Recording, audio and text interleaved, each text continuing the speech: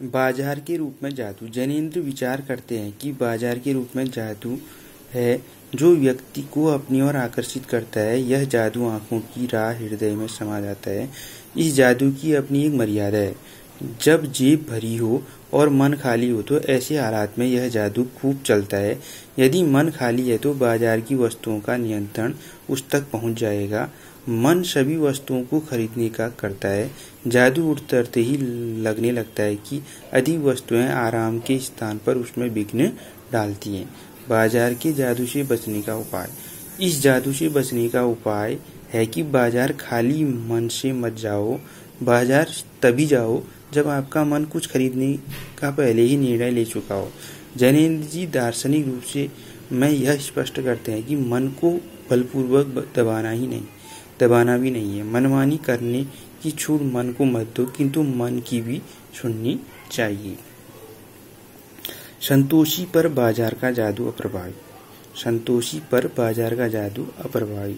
जैनेंद्र जी पड़ोस में रहने वाले भगत जी का उदाहरण देते हैं। भगत जी चूरन बेचने का कार्य करते हैं। वे इस काम में प्रतिदिन 6 माह से अधिक नहीं कमाते। उनका चूरन अत्यधिक प्रसिद्ध है, उन्हें भी सब लोग जानते हैं। वे चूरन न तो व्यापारी को बेचते हैं और न ही अग्रिम आदेश लेते हैं। नियत समय पर पेटी लेकर चूरन बेचने आ जाते हैं और 6 आने प्राप्त होते ही शेष चूरन बच्चों को मुफ्त बांट देते हैं।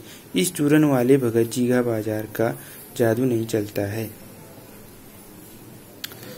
देखिए, असंतोषी के लिए ही बाजार का आमंत्रण। जैनेंद्र जी पैसे की व्यंग शक्ति को अत्यंत दारुण बताते हैं। एक उदाहरण से स्पष्ट करते हुए उन्होंने बताया है कि मैं पैदल चल रहा हूँ और पास ही धूल उड़ाती कोई कार निकल गई।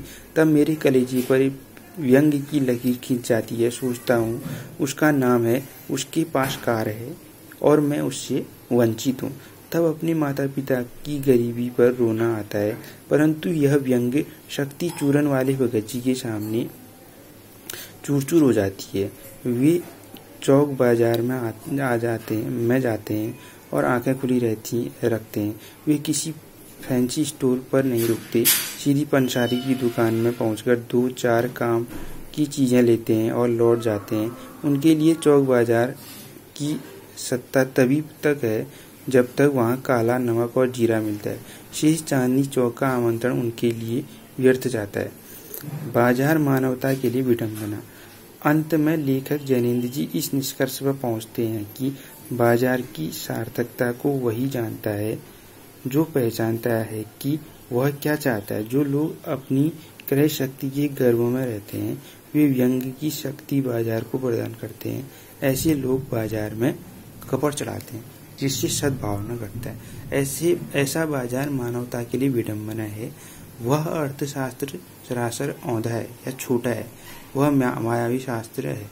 वह अर्थशास्त्र और अनीति शास्त्र है।